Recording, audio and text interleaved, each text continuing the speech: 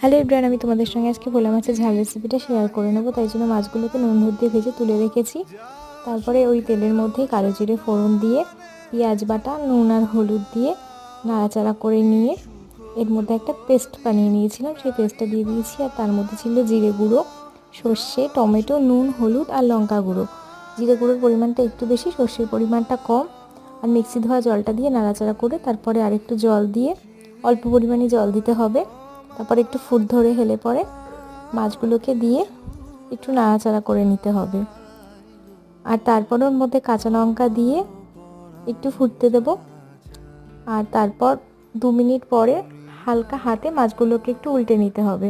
ভোলা মাছটা খুব নরম হয়, তাই হালকা হাতেই এটা করতে হবে, খুব সাবধানে। তারপরে উপর থেকে ধনেপাতা কুচি ছড়িয়ে পরিবেশন করতে হবে। ভিডিওটা কেমন লাগলো জানিও, আর লাইক, কমেন্ট, শেয়ার আর সাবস্ক্রাইব করতে ভুলো না। টাটা।